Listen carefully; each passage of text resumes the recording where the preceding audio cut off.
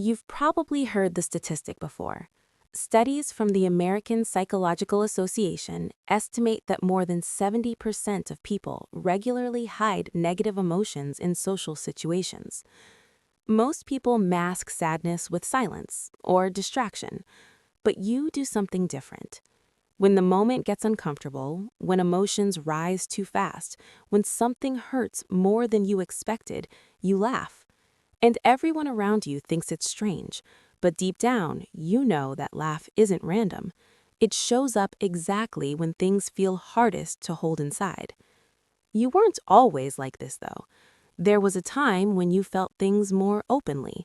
When something upset you, your face showed it immediately. Your voice cracked, your eyes filled up before you even realized it was happening. Back then, you didn't think about controlling your reactions, you just reacted. But somewhere along the way, something shifted. Maybe you noticed how uncomfortable people became when you showed pain. Maybe someone told you to calm down or laughed at your feelings before you could explain them. Maybe you learned that vulnerability made the room quiet in a way that didn't feel safe. So you started adjusting. At first, it was small. A quick smile to smooth over tension, a light joke to change the subject, a laugh that slipped out even though the moment wasn't funny. And slowly, without realizing it, you trained your nervous system to protect you.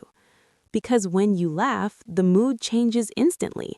People relax, the moment moves on, the spotlight leaves your feelings, and for a second, you're safe again. But here's what nobody tells you. Psychologists have studied this exact reaction for years, and it turns out your brain may be doing something incredibly intelligent. A concept known as polyvagal theory, developed by neuroscientist Stephen Porges, explains that when your nervous system senses emotional threat, it automatically looks for ways to restore safety. Not physical safety, emotional safety. According to this theory, laughter can function as a social regulation signal. In simple terms, your brain uses humor and laughter to calm both you and the people around you. Instead of freezing, exploding, or shutting down, your system chooses a fourth option: release the tension through laughter.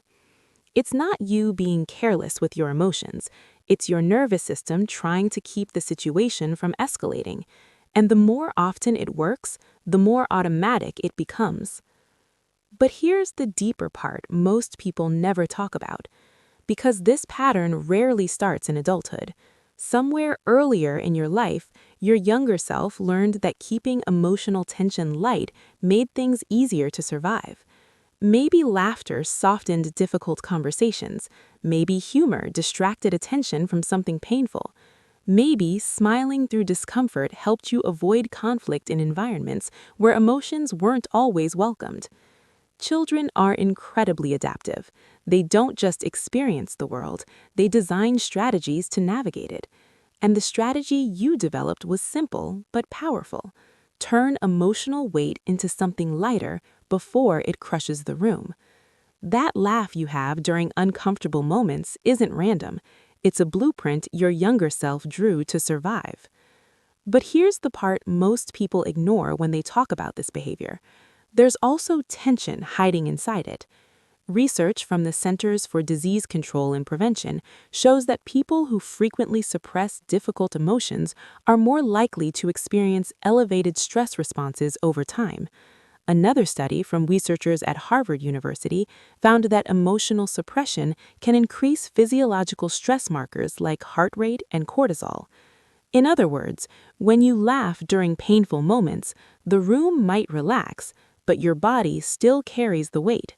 And sometimes that creates confusion. People assume you're unaffected by what just happened. They think the situation didn't matter to you. But you know the truth. That laugh isn't proof that you didn't feel something. It's proof that you felt too much at once. But here's the part almost nobody tells you, the flip side that rarely gets discussed.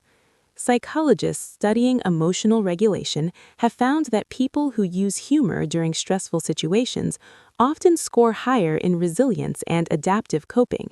In fact, research led by psychologist Rod A. Martin, a leading expert on humor psychology, found that certain types of laughter actually help the brain process emotional stress more effectively. Humor activates reward pathways in the brain, releasing dopamine and reducing perceived threat, which means that laugh of yours might not just be a defense, it might be a regulation tool your brain built long before you understood what it was doing. While some people freeze when emotions rise and others lash out, you instinctively diffuse the moment. You turn tension into something manageable. You shift the emotional atmosphere in ways most people don't even realize they're benefiting from. And that ability, when you learn to understand it, can become one of the most powerful social skills a person can have. But here's something important you probably never heard growing up. Society tends to label people like you incorrectly. When you laugh during serious moments, people might assume you're insensitive, detached, not taking things seriously. But the language psychologists actually use is different. Instead of calling it inappropriate laughter, some researchers describe it as tension regulation humor. Your brain isn't ignoring emotions, it's translating them into something the environment can tolerate. In other words, you're not someone who laughs when things hurt. You're someone whose nervous system converts pressure into relief. That distinction matters more than you think, because once you have the right vocabulary for your behavior, something shifts. Instead of feeling confused by your reactions, you begin to see the design behind them. You realize your mind has been protecting you in ways that were never obvious on the surface. But here's the question that might still sit quietly in the back of your mind. If this pattern helped you survive before, what do you do with it now? The answer isn't to erase it, it's to understand it. Because once you recognize why the laugh appears, you gain something most people never develop: awareness of your emotional operating system. And awareness changes everything. It means you can still use humor when tension rises, but you also know when it's safe to let the real emotions stay in the room a little longer. You don't have to choose between laughing and feeling. You can do both. That laugh doesn't make you careless with emotion. It means your mind learned early how to keep things from breaking apart. And maybe the real question isn't why you laugh when things hurt. Maybe the real question is how many moments your nervous system quietly saved from becoming something worse. So if you've ever felt confused by that reaction, or wondered why your first instinct is laughter when the situation feels heavy, there's something important you should hear clearly. There is nothing wrong with you. Your mind was protecting you.